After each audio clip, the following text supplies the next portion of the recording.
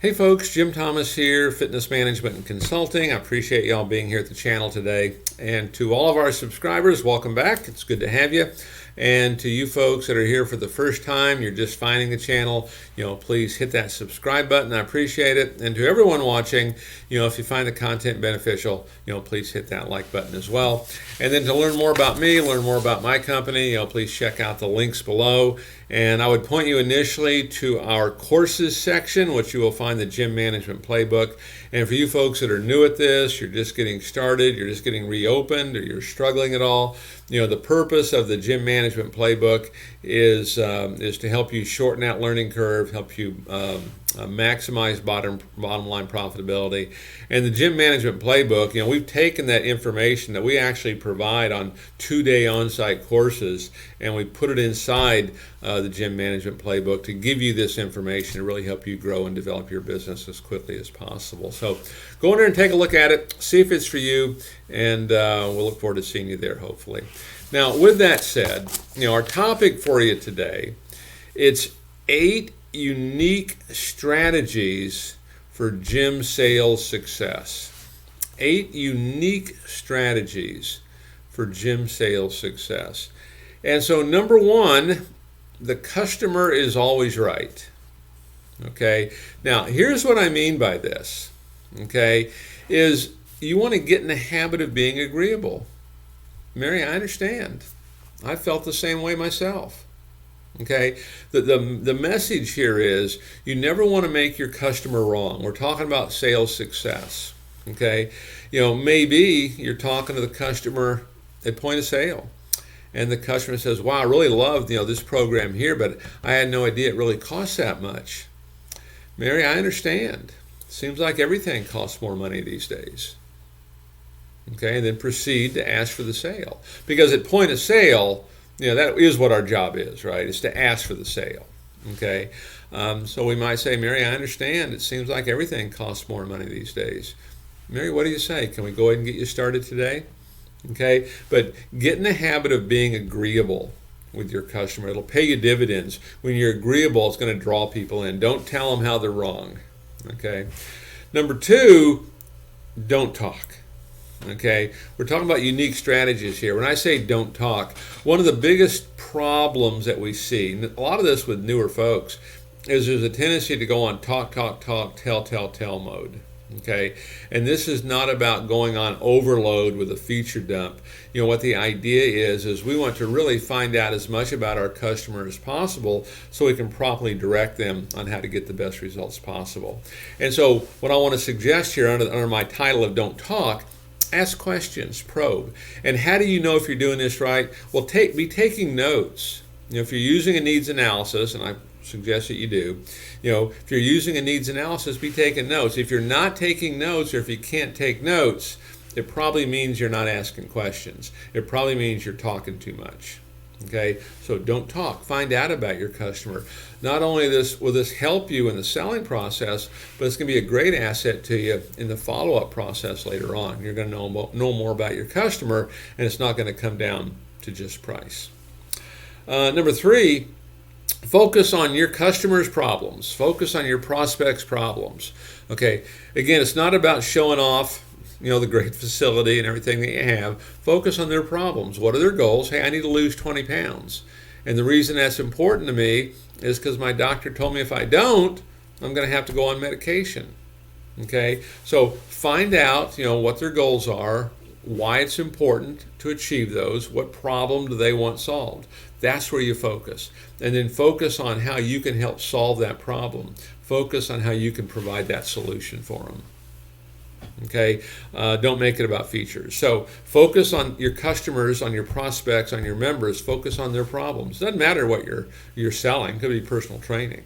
Okay, number 4, practice humility at all times. Okay, practice humility at all times. Most folks that work in the fitness industry, we're pretty fit. Okay, work out a lot. We're active. We're busy. We get things done. And one of the things that happens, the consumers out there in the population in your area, they have a tendency to view the fitness industry as where the fit go to get more fit. Okay, and as a result, they don't want to come in. Okay, or if they do, they're very reserved. They're very, withdrawn a little bit when they come in. And so we want to make sure that we understand this. These folks that don't come in are hesitant. We want to know that maybe they had bad experiences with fitness, bad experiences with sports. They feel uncoordinated. They don't know how the equipment works. They don't know anybody. Practice humility here. Be a resource center. Be a servant. Okay, you're inviting them into your home, and treat them like that. Okay, but practice humility at all times. Number 5. Okay, talk up your product, talk up what you do. Okay, don't talk down about your competition. Okay, someone asks about another club. Hey, I'm not really familiar. Okay, but here's what we're doing different. Here's what we do better than anybody in the marketplace. Okay, talk up your product, talk up your services, talk up your differentiation, talk up how you solve problems. Don't talk down about your competition.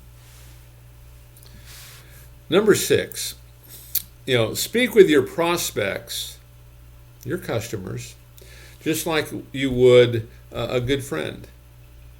Okay, speak to your prospects in the same manner you would a good friend. Okay, and one of the examples I would give, okay, is when you're on the phone. You're calling up, ask permission to speak. Mary, is this a good time for you? And then you're going to build a bridge of trust by talking about something you have in common. Okay, but talk to them in the same tone, the same manner, the same friendly approach as you would a good friend. If you find yourself changing, when you talk to your customer, you could be going down that wrong path, okay? Because ultimately what you sell is yourself. And one of the things I would say here, it's crucial on this, kind of in the sales part of this, is that we memorize our scripts. We memorize, what does that tour need to look like, the sales process, the second sale, the third sale, the telephone inquiry script, the outbound call script. We want to memorize these, but the reason we do this is so that we're free to be ourselves. Because what happens to so many people, I think, is because we don't know the information, we're trying to process what we're supposed to be saying and doing, and now we're no longer being ourselves. It's not like we're talking to a good friend or family member. Okay, so memorize all your information. It'll make it much easier, to do this. Okay, number 7, don't give up until you win the sale. Don't give up. Now, let me tell you what I mean by this. Okay, I'm not a fan of ever throwing away a lead. I'm not a fan of ever kind of stopping or quitting. And usually this can work as long as we're focused on solving problems and providing solutions. Okay, as long as we're focused on nurturing, we're working to maintain interest and maintain desire.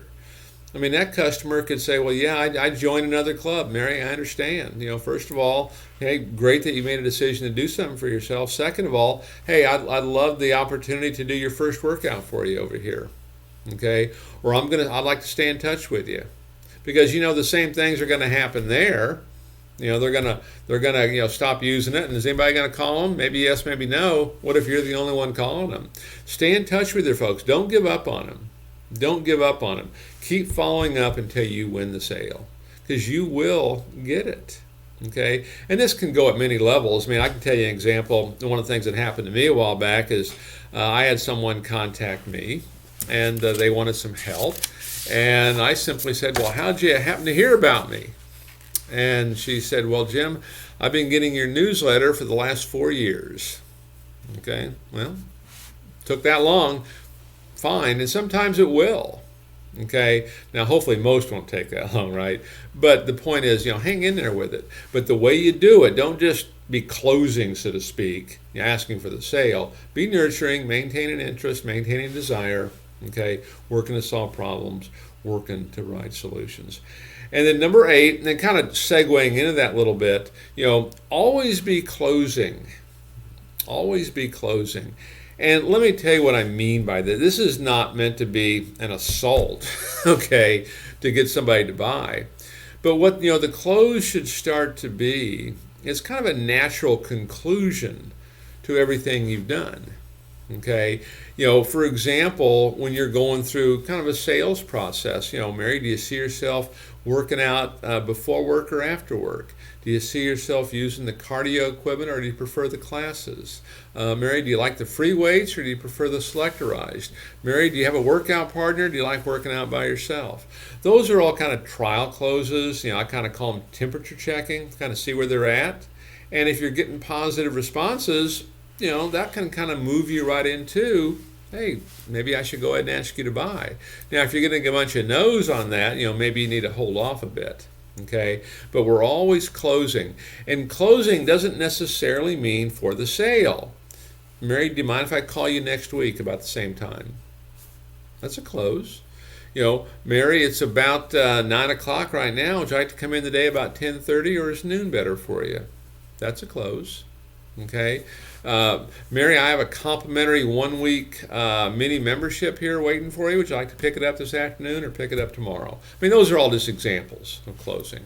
Okay, so we always want to be closing, and essentially, you can look at it like this. If you don't ask, the answer is always no, but it's not just for the membership sale itself. It can be for just about anything. Okay, so folks, take a look at these 8 unique strategies for gym sales success. Are some of these things that you can implement now, okay, to have success? Are you doing some of these and already having success? If so, fantastic. So folks, my name is Jim Thomas. My company is Fitness Management and Consulting. If you found the content beneficial, please hit that like button. I appreciate it, and I look forward to seeing you all in that next video.